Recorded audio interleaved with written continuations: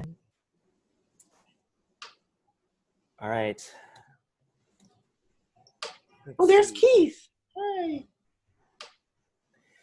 So, hi everyone. Hope you're all doing well out there. Welcome to another Getaway Live author event, which is part of Soho Crime's Getaway series, where we introduce mystery readers to a new mystery or thriller series in a newsletter that goes out every Tuesday from now through August. If you've joined us before, you'll notice that today's event is a little bit different. Instead of a panel-like conversation with the moderator, this will be more of a conversation. And I'm personally really excited to have these two wonderful authors to be talking with each other. So before I pass it on, I just want to let you know that even if you are muted, you are in no way silenced. Please feel free to use the chat function to type out any questions that you may have and let us know of any conversations that you'd like to hear more about. My colleague Alexa and I will be monitoring the chat and filtering questions to the speakers, and there'll be more of a traditional Q&A at the end. So without further ado, I have the pleasure of introducing James R. Benn, who is the prolific author of the Billy Boyle investigation series set in World War II, and the equally prolific Cara Black, author of the Aimée Leduc series, and most recently, a new standalone, 3 Hours in Paris, which also takes place during World War II. That being said, I would like to jumpstart the conversation here with a question for both of you. And Jim, if you could talk about the inspiration behind why you decided to write in the World War II era, and especially for a whole series. Okay, I'm sorry, who is that to? That was to you. Okay. I would just want to say I saw a message from Raul who said he wanted to say that his mother passed away recently and that she enjoyed all the books. And he felt moved to say that, so I wanted to acknowledge that. And, that's kind of an important thing, to have readers who just cleave to your characters and your books, and that's very important. So thank you, Raul, for mentioning that. So now I've already forgotten the question, but I think you asked why World War II.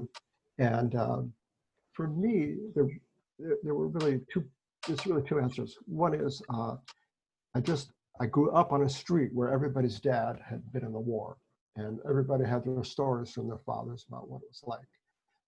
So it was part of my background, both in terms of an interest in history, but also just growing up and having that be the backdrop to youth. And when I decided I wanted to try to write, I did do a bit of a business search to see what kind of genres in historical fiction were selling, which ones were popular. And at that time, there really weren't many people writing a series set during the Second World War, a mystery series. There's a great series by Benn Pastor, who has a German officer who investigates crimes, and she had some books out. There was the Soho series about the French policeman and the Gestapo agent in Paris. J. Robert James. J. Robert James, thank you. But there really weren't many, and I thought this might be fertile ground. So I created this character and thought he would be an interesting way to look into little-known parts of the war, because 20 or so years ago, when I first started writing this, I thought I knew a lot. And I've learned over those 20 years that I don't know very much. And every time I go to research something, I find there's more to the story. And that's what really keeps me going. Well, that's funny that you bring up J. Robert James, Jim, because I read him early on 20 years ago, and that really inspired me. I remember Laura Fresca, one of the co-founders of Soho, was editing him. And when I started reading those books, I was like, oh my God, it's just amazing. Yeah. Okay, what did I want to say too? Oh, what you said, Jim, just reminds me, Tom Hanks, right? The movie star. He was in, what was that movie, Band of Brothers, and all those books, all those films.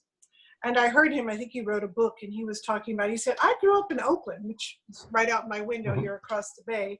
And when I grew up, everybody on our block, their dad or their uncle or their brother had fought in World War II, and he was saying that's so much of our, of our psyche.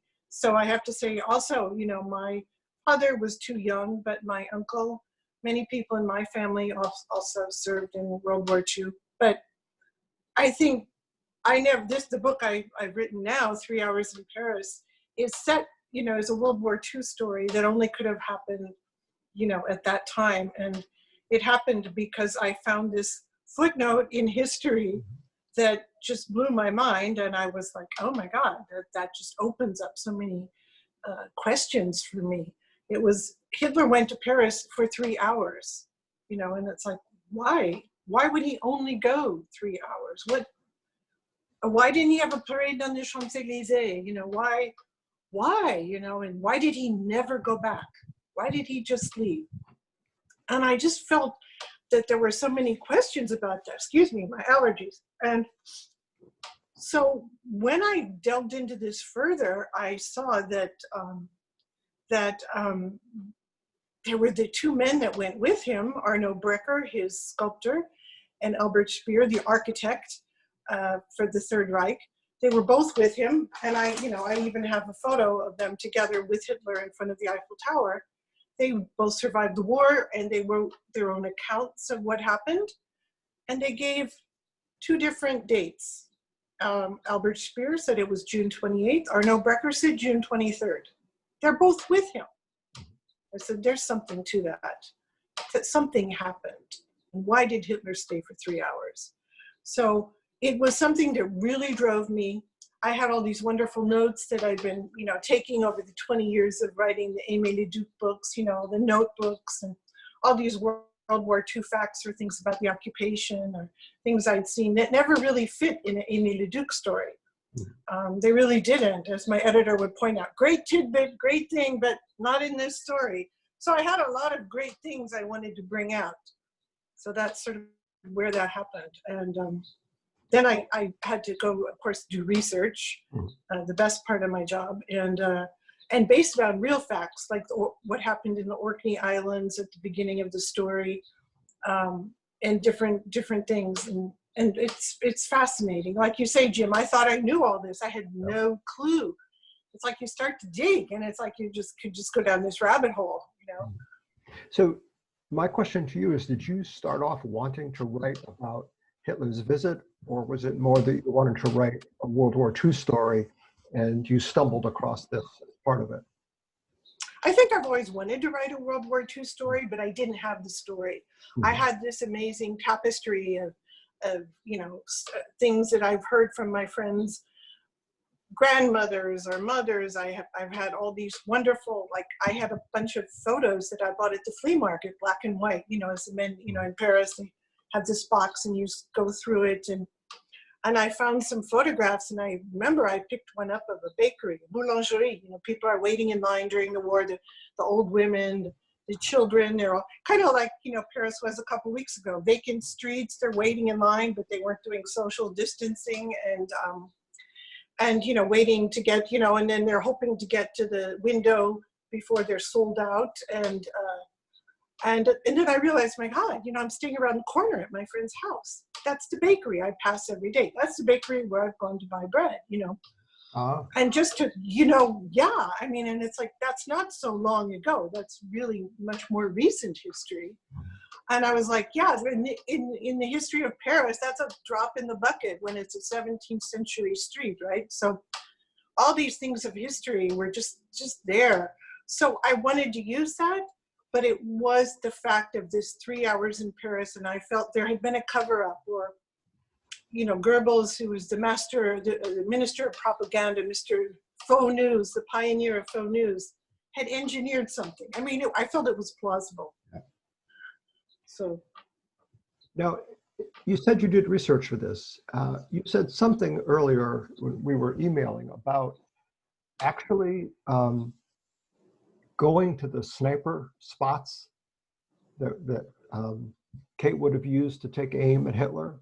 You know it. Yeah. Tell us about that. And I just have to imagine them. You must have gotten a shiver at some point looking down at that target, that now imaginary target. What was that like? It was amazing. And actually, I meant to get a photo to Stephen so he could have put on so everyone could see, but I'm sorry, I'm not that technologically impaired. But so I looked often at the YouTube video of Hitler's trip around Paris, you know, which was of course doctored and edited and cut.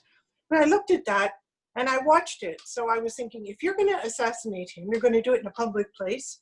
Where would you know that he would go? We know he would go to the opera because he was a fanatic about it. He went to the Madeleine. He went to the tomb of Napoleon. Okay, so I went to all of these. They're big monuments. Anyone can go, and so I would go and I would look at it and thinking, where could the sniper be? You know, in regard to, you know, maybe any security around him. And one of the runners-up was Montmartre Sacré-Cœur that Kate used for the spot. But one of the runners-up was the Madeleine, the Church of the Madeleine, which many of you know.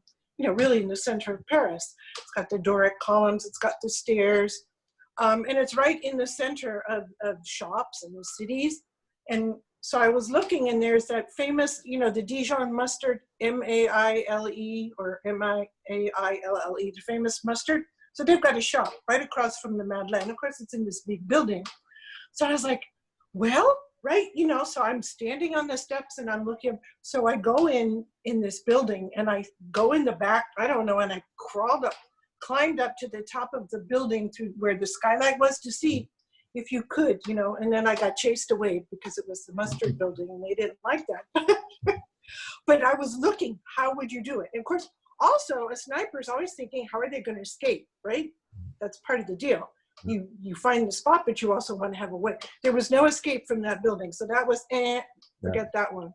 So I went to the building in Montmartre, and there is this apartment building, and it really is 300 yards or 280 or whatever, and it would be perfect.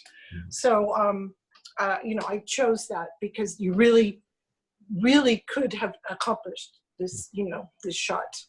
If you're an ace, you know, an ace person.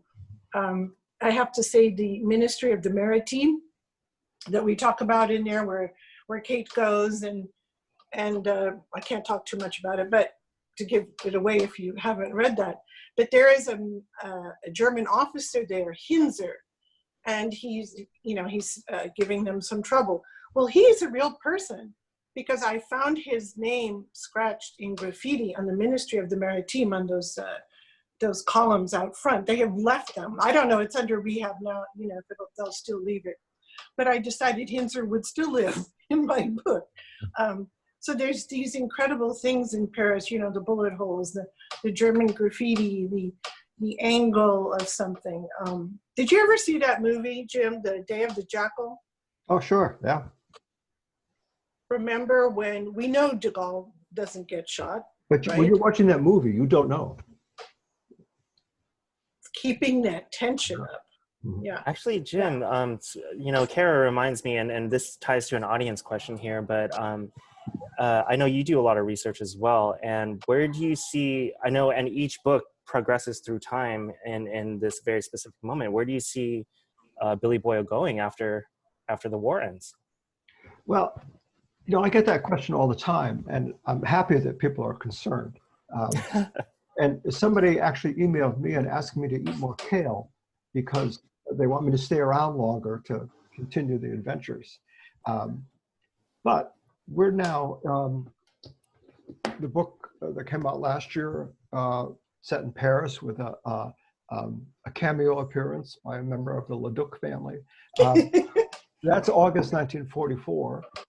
The book that's coming out this September, I also happen to have a copy, of The Red Horse, is set in September 44. So we've got a lot of war left. I'm just finishing up next year's book called Road of Bones. And Road of Bones. Road of Bones. And that actually comes from a road built by Soviet political prisoners in Siberia. And this was a huge part. They didn't call it the Gulag in the 40s, but it was the Gulag. And they had to build a road from Irkutsk north. And the ground was so frozen that they couldn't bury prisoners as they died from overwork. So they would just put the bodies in the roadbed and put gravel down over them. So it literally, today you can drive on the road of bones, and there are tens of thousands of people buried in the roadbed. And that book came about, I'm actually getting around to answering the question. I'll be there in a minute. That book came about because Raphael Coleman a few years ago said, why don't you set a book in Russia? That'd be really interesting. And I thought, I can't think of how to do that. But I did eventually think about a way to do that. And Billy and Kaz are sent to Russia to investigate the murder of an NKVD secret police officer and an OSS, American officer, who were both killed together. And so the Russians demand an inquiry, and they get this joint thing going. And if anybody here has read Rag and Bone, another book with bone in the title, you might remember a Soviet officer who was sent back to Russia. So we unite with him for an investigation. And then we learn things about what it was like in the Soviet Union during World War II. Which is all by way of saying I'm really slowing the pace of this thing. I'm stretching this thing out as much as I can. I'm researching a book now to follow up on that, which would be 2022, which will be set in the south of France, and involves the 442nd Regimental Combat Team, which was a regiment of the U.S. Army made up of Japanese Americans whose families were all in internment camps. And the 442nd was the most highly decorated unit in the American Army ever. So they were through some horrific battles commanded by a white officer who was very cavalier with their lives. So there was a lot of tension there. So that's really, I'm fascinated with that. So we're only up into early November 44. And after that, just starting to do some research about the Dutch resistance, because there was a young teenage girl who was a member of the Dutch resistance who grew up to be Audrey Hepburn. Oh yes, I read that book. That's wonderful. She lived in Arnhem. Yeah. So, wow. I mean, really, I get to hang out with Audrey Hepburn, and we're still not to the Battle of the Bulge. So, you know, I'm going to be 90 before we get to the end of the war. So I don't worry about that too much. I was just going to say, because one of the perks of being with Soho is that I get to read, you know, galleys, and I started Red Horse. And one of the last lines I've read is, "You've got a date with a syringe, Billy." So I was a little worried, but I'm glad to know he's going on. Okay, so that was kind of my question. That was a great line. Thank you. But yeah, I mean, Billy investigates low crime in high places, you know, and of course he's always in danger. But I think it's great, you know, especially since his Irish, sort of Irish mafia family back in Boston got him assigned Uncle Ike's, you know, I don't know what you call it, office, or, you know, and you know, I thought that's so Irish, you know, of course they would, and then they went into we Irish stick together. Yeah. So actually, can you go back to something you mentioned very early on in this, Jim, which is that there's a crossover episode in When Hell Struck 12, your book that came out last year, where it features a Leduc character. And if you could think about that, and Cara, if you could let us know how you feel about that, that'd be great. You know, this was so much fun because if you don't know this book, Billy stumbles over some methamphetamines, and the Germans were big on feeding their troops. It was called Pervitin, was the brand name, but it was methamphetamine. So he's in occupied Paris. He's separated from Kaz, who's really pretty ill, and he's got to stay awake. He's got to stay one step ahead of the Gestapo. And he's got these drugs that do a great job of keeping him awake. So he's sort of in a drugged haze. He's lost. He's been injured. And I had this idea. I thought, well, wait a minute. I remember in Cara's books, the grandfather was a detective, and he founded the Leduc Detective. And I started counting on my fingers and thinking, wait a minute, he would have been there in August 1944. So I said, Cara, could I borrow Claude for a little bit and have him get involved with Billy. And we went back and forth, and she kindly read the chapter or two that he's in. And I have to say, I was looking for a way to access his character, to understand who he was. And Cara, I don't know if you still have this on your website, but you used to have a section that had images of movie stars or celebrities that fit the characters, right? Yeah, yeah. I don't think it's up anymore, but there was, for Claude, there was a fellow in a white fedora with a big black band around it. And I just imagined Claude, very dapper in that fedora. This August of the uprising in Paris, it was beastly hot.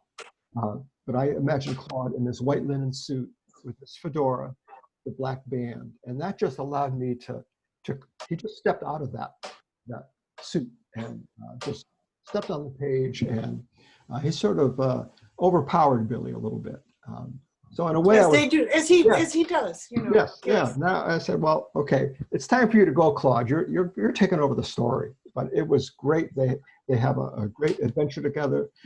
At first, Billy just sees the Duke detective, sees that green sign. Right. Yeah, that's really Duke detective.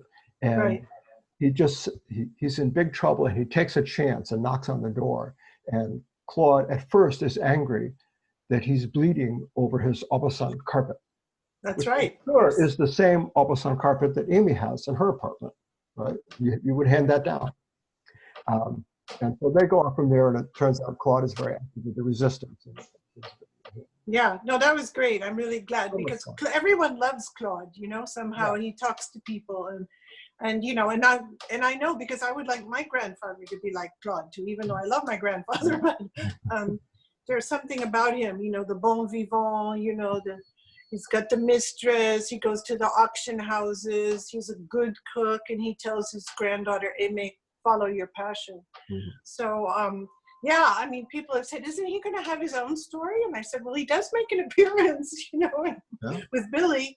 And we do see the only reference Aimée ever finds out, I believe it's in Murder in Bel Air, when she's talking to the man who's the spider and sort of runs the Africa network. He goes, you know, your grandfather, Claude, he helped me out. And she's shocked.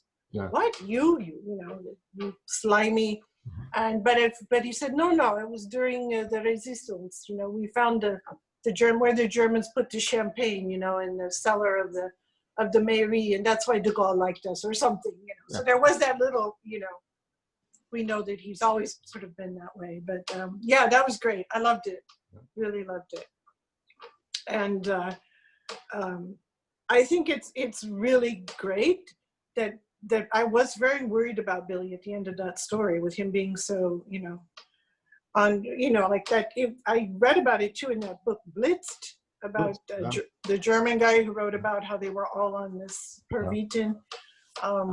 But yeah, it's good. It's good, and it's good to see how Billy is getting. Well, I can't say, but what I'm reading, I'm glad that it might work out for him. I did get a little flack from readers who had. Now, it's a cliffhanger at the end of last year's book. The mystery is solved, but Billy is in trouble. And yeah, he sure is. His lover, Diana, is in trouble, and Kaz is in trouble with a heart condition. So I accept that, but I can just say in this book, everything is resolved one way or the other. Don't tell me anymore, because I'm I'll just say how. Yeah, I'm really enjoying it. And some people have said, is Kate going to come back after 3 hours in Paris? And I go, I don't know, you know, but I just want to show the wonderful map. Oh, yeah. Because this map is gorgeous, and Soho commissioned it. And it's really pretty much a 1940s map. We were very lucky to check every detail. And I'm proud to say that I went to every one of these places. I either biked it or walked it or took the bus or the metro, or yeah, and it's doable. You know, of course things have changed since, you know, then, and there are, you know, different names of streets, but the Claverie, the corset shop, still there. You can see it. It's fantastic. They don't sell corsets anymore, but You can go there, you see it from the bus. And I've just heard some really interesting stories about that corset shop since I wrote the story.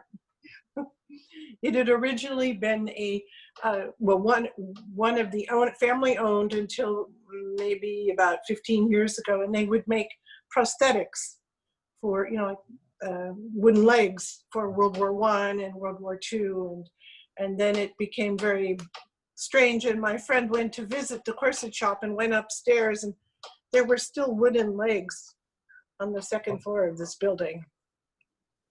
And I don't know why or what the reason was, but it was kind of walking back into the past. But and also in this story, a German has a different point of view, Gunther. And Gunther to me was someone who, I have to say his name is a homage to Philip Kerr, the writer of the Bernie Gunther series. It's just a little homage.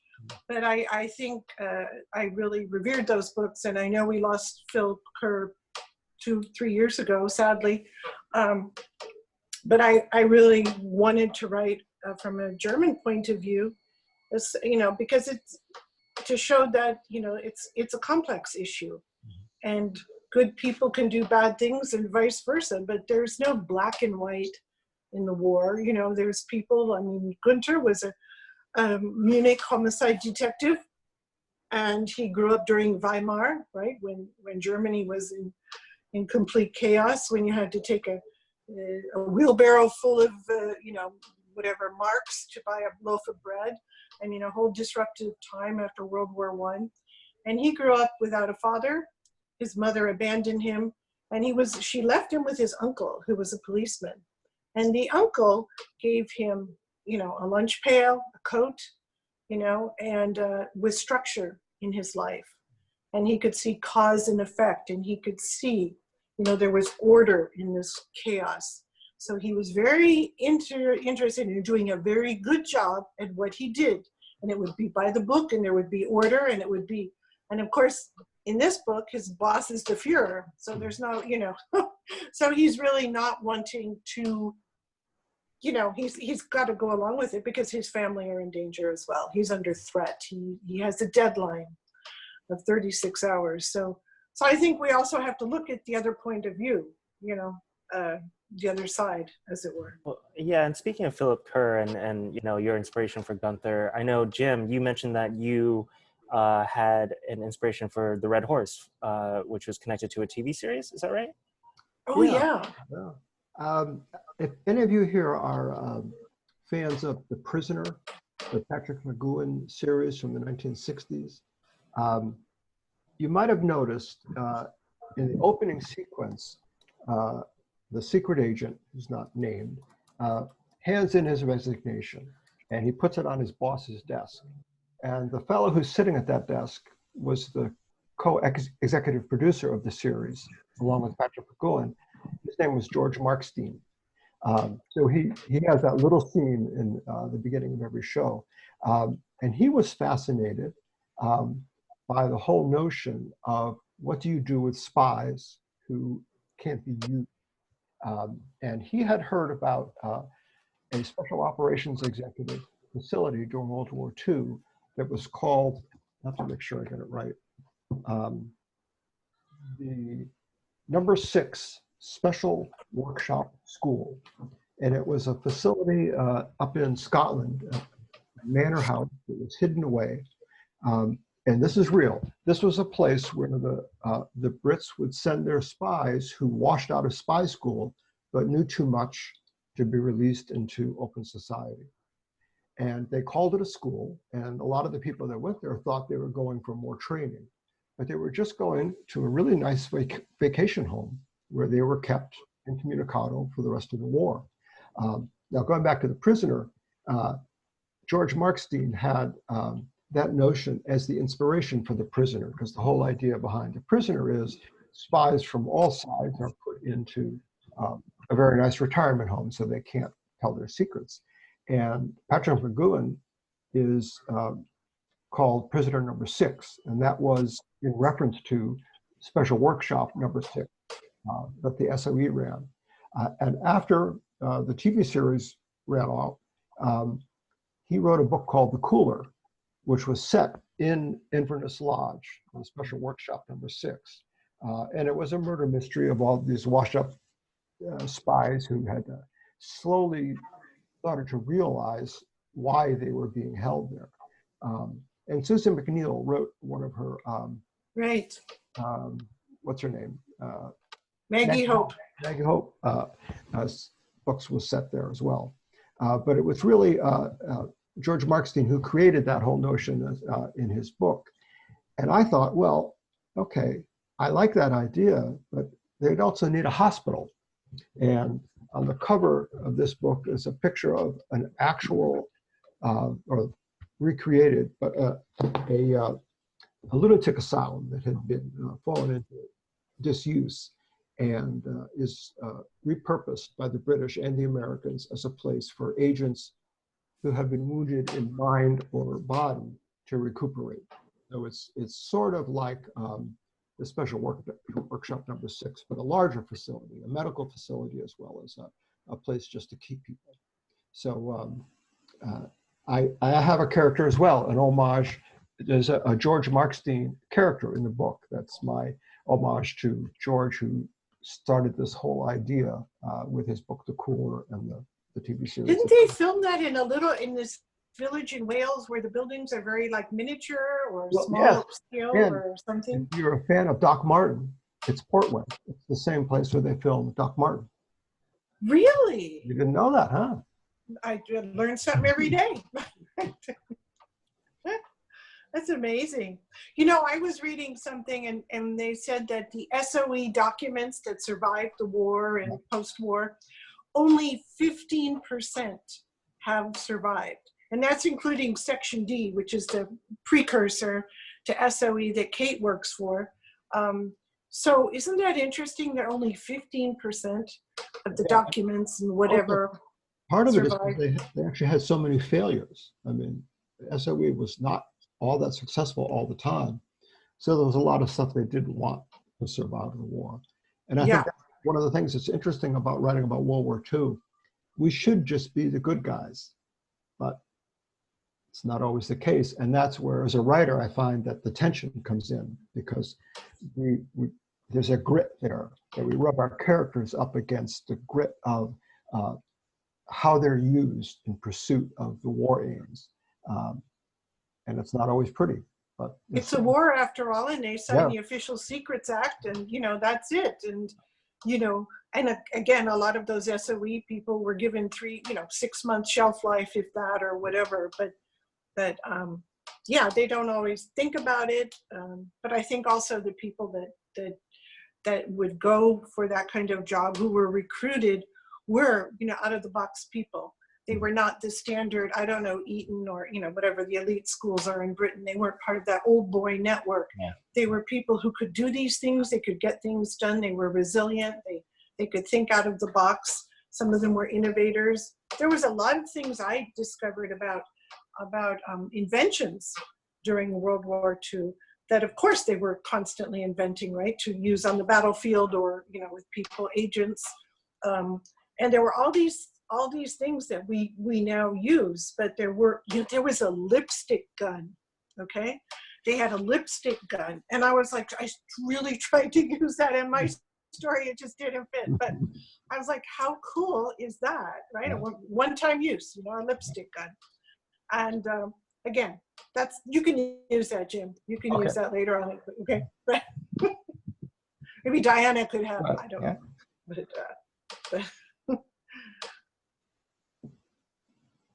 I'm actually going to dovetail this into an audience question, is because now I'm extremely curious. Do you start with character, or do you start with like a historical fact, or how do you do your research before you start crafting the story?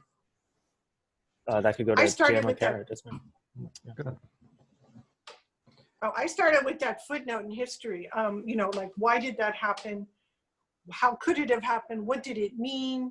And I really was thinking, who would it be? And it was really a chance for me to write as an American, you know, because Aimée Leduc is half French, half American. But I wanted to write as an American, you know. She's a big boned gal. She's kind of was like the every woman. she's, you know, she could be your sister or your mother. I mean, she's a sister. She could be, she was a mother. She's, you know, someone's aunt. She's a wife. And I wanted her to be someone we could, you know, people could identify with. You know, again, she's not petite and French, and her one skill was shooting and being resilient growing up on a ranch where, you know, the cattle get out in a snowstorm. It doesn't matter, you got to go get them. So I wanted her to, you know, be able to handle anything someone would throw at her. And that's how she came to me. First, she was going to be from Montana, then Wyoming, but I've never been there. So everyone's going, that's not working. I went, no, it's not working. But I've been to Oregon a lot, and I was there on book tour, and my friend who works in the historical department was talking to me. She goes, why couldn't she be from Oregon? Grew up here on a ranch during the Depression. It's tough. And I went, yeah. And there were oral histories, you know, there were people who had talked about it. You know, some of these, their descendants came from frontier women who came over, you know, in wagon trains, literally. They're tough up there in Oregon, you know. And that's the kind of woman I needed, you know, who could get out there and shoot and bring home the, you know, the hunt and feed the people and then shoot the feral wolves that were attacking. And so that's how she came out. She came out because she could fit, or, you know, she could work in this environment, you know. And just, yeah, do you start with a character, or do you start with a topic that you found? Well, I've got my cast of characters. So with each book, I know I want to delve into a certain theme and something that might not be well known. So for the one I'll be starting soon, it's the 442nd Regimental Combat Team, the Nisei Japanese Americans. And it's a fascinating story, but I wanted to find something in it that really would provide that grit I talked about, that will rub up against the characters and produce conflict. And what I found was their commanding general, General Dahlquist, really was not a fan of Japanese American soldier. And he used them up in a terrible way. They had horrific casualties. And when I found this one story where after the end of a battle, where they had acquitted themselves valiantly, he ordered the whole regiment to be drawn up so he could give out medals. So the whole regiment, which would normally be 500-600 men, were in southern France in the winter of late 1944, are drawn up on this parade ground. And he comes out and he addresses the commander of the regiment and berates him for not having all his men to come out to stand up to attention to receive their medals. And this was a white officer, because they did allow one Japanese American officer. He turns to the general and he said, "This is all that's left."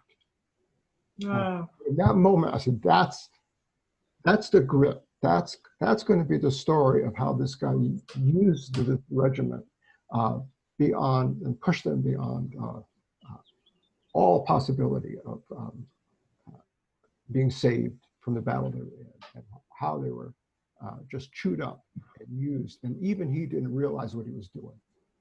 So when I find a moment like that, that informs the whole book. That's what provides the real theme to the book, not just telling the story about a group that was mistreated, but what that effect was on them in that moment. So when I almost feel a little ghoulish because I find something like that and go, oh boy, this is great, but it isn't great.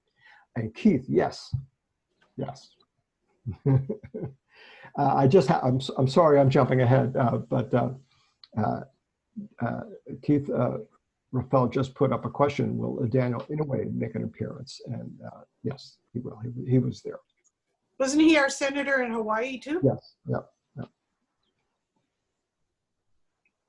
Fantastic. Well, I think this I think this is a great time to move into audience questions. Thank you for thank you, Keith. That was perfect. Yeah, that was great. Keep us on track, Keith.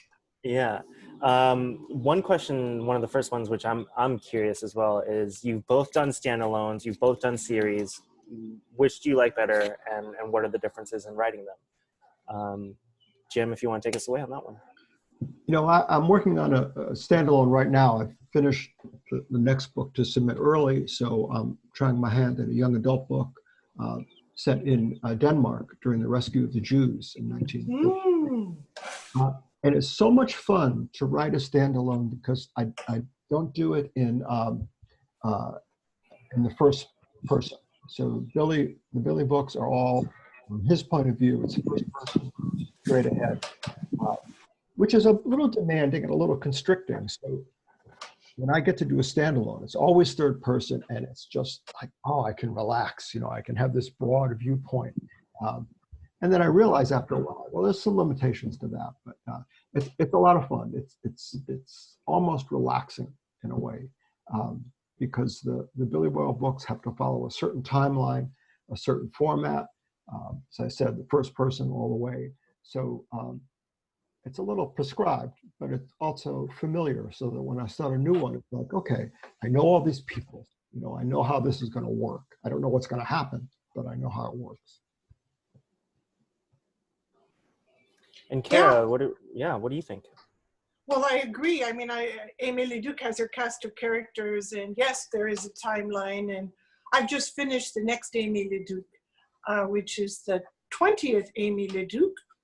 But but yeah, thank you. And I sent it to my editor, so we'll see. Last week, haven't heard anything, but of course, I'm not nervous. But no, not at all. But it was a real change for me to write 3 Hours in Paris, the standalone. It took me 19 books, 19, yeah, 19, 20, yeah, whatever, something like that, books to get there, because personally, I love writing these books, and one of the reasons is it's about Paris, and I get to go to Paris. But I got to go to Paris in the past, you know, in 1940, and it was wonderful because I didn't have the constriction of Aimée Leduc and, you know, fashion and a lot of things that I like. And then having it be fast paced, there's a 36-hour deadline, okay? And when the Fuhrer's your boss, you got to deliver, okay? So he's holding a lot of the cards. And then what does Kate have? So it was really interesting for me. Then we started to go like this, timeline. I made a timeline of what's Kate's doing every hour, because she's got to get away. She wants to get away. Because spoiler alert, she doesn't shoot the Fuhrer, okay? So what is she doing? And then what is Gunther doing, because he's got this deadline? Then what is Kate's handler, Stepney, in London doing, who's working with Section D, and his boss is Churchill. So I like that, and I like that pace of what everyone's doing, because it's really vital to what happens in the story, and about the Operation Sea Lion, the proposed plans to invade the UK, which really were real. So I like that, and I liked having this deadline, and I like writing a series. I don't know, but I realized, and I was really scared to do that, and my editor, Juliet, was, go ahead, do it, you know, try something different.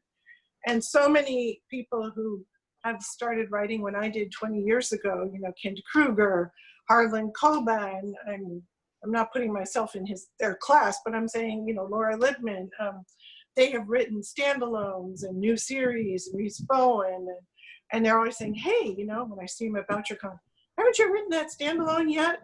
You know, so finally I have. So, and it was a good experience. It was exercising a muscle, a different muscle, you know, which is always great. And I'm not averse to doing it again, you know.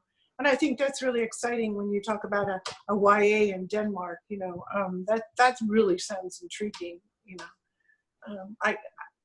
I was very lucky that Soho encouraged me, you know, like pushing me, why don't you do this? And it was good. It was really good. You know, it's like the tortoise and the hare. I'm slow, but I get there.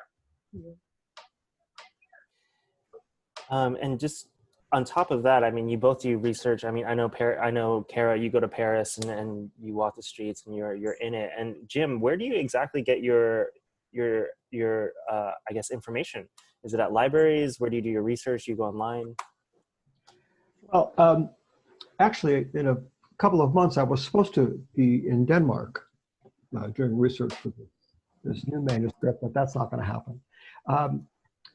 I tend to do what I call immersive reading. So while I'm writing one book, I'm reading for the next one. And we have gone to Europe. We've been to Italy, Sicily, France, England, doing research, and those all have been great. But there's also just something to be said for being so immersed in the topic that it really cuts into reading for pleasure, but I tend to just kind of get lost in the woods of whatever research I'm doing. So a lot of it is that. Occasionally, I'll get a manuscript or something that a veteran has written, usually quite a while ago, that a family member will pass along. It's been a while, but I interviewed some veterans firsthand. There was one that was invaluable for the book set in the South Pacific. Now, I talked to a guy who fought on the island. So anytime I can get an interview, and it's usually like pulling teeth. And I guess actually every time I've been invited to interview a World War II vet, it's because somebody in their family says they've never talked to us, but he'll help you. He'll help you because you need to learn about this. And usually it doesn't work if the family member stays in the room. Yeah. If they leave the room, things just start coming out. One very quick story, and then I'll finish. Once I just happened upon a guy. We were visiting my brother-in-law in the hospital, and in the bed next to him, there was a guy who'd been a paratrooper in D-Day, and my brother-in-law had been talking to him. So when I came in, they introduced me, and he and I started talking, and he had a lot of stories. He had fun stories about going AWOL in Paris and going out with nurses. Oh, I want to hear those. Yeah. Yeah. See, I said I was going to be short. I lied. His brother was in the OSS and stole an officer's uniform for him so they could go out to clubs in Paris while he was AWOL. Oh, totally. Yeah. Anyway, so we were having a fun time. We were talking about all sorts of things. And then he and I started talking about weapons, and his family members who were there, and my relatives, sort of drifted to the side of the room. And he went like this. He motioned me to come closer. And he said, they always ask me if I killed him. And I tell them no. And I did. So this was, maybe 70 years after the war when this happened. And he had never told anybody that he killed anybody in the war. That's another piece of grit. That's the thing that makes the story real. And to know that those guys, I'm seeing them when they're young, but in my mind, I know what's going to become of them, that some of them won't be able to talk about it. And that informs every character that comes across the page. That's also happened to me in Paris, with people. Yeah. The family member goes in the other room and they start talking, especially women in the resistance. I was very lucky to meet some woman, but what I found fascinating was I met a friend downstairs in the cafe of my friend's building, and we're there talking, and I was asking him, and he goes, something about, and he used this word, and I said, what does that mean? He goes, oh, that's the slang of butchers, who worked in the slaughterhouses, in the abattoir, and it's kind of an inverted slang. And he goes, they used that during the war. They would use that in the resistance, because there was a resistance members of butchers, like there's a butchers union or whatever group of them, but ones who worked at certain slaughterhouses, and they all used this language, right? And just kind of between them, when they didn't want their wives or people to understand, or when they're playing poker or whatever. So he said, but so I could use the fact that the butchers had a slang and they were hiding British airmen or whatever in Paris, and I would never have known that. It's fascinating, but why not? And especially meeting women who'd been in the French resistance, I was very lucky to meet them and hear their stories. And they had this feeling. I mean, what they said was, sometimes they don't like to talk about it. They go talk to schools. Well, they're all really old now. They said, because we did what had to be done.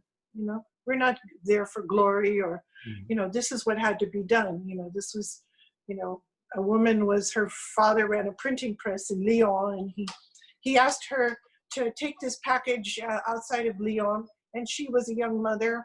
Her husband was in the war. She had no childminder, so she took her child on her back, and she put the whatever package from her father, and she wrote it, went through checkpoints, you know, to take it out. And when she brought it, she ended up bringing it to the maquis, you know, the guys in the countryside, and they were guns. And she told me about it. I said, you took guns from your father's printing press to the maquis? And I go, did you know that? Weren't you worried? She goes, I didn't know it, but I'm glad I didn't. And I also had my eggs in there, you know, so I was really, you know, no German cares, a mother with a child and eggs and delivering. She said, we're of course perfect. You know, no one suspects us. So it's those kind of stories that, you know, but they also felt they were doing, again, what needed to be done. You know, they weren't, you know, changing. They felt the narrative wasn't about being heroic.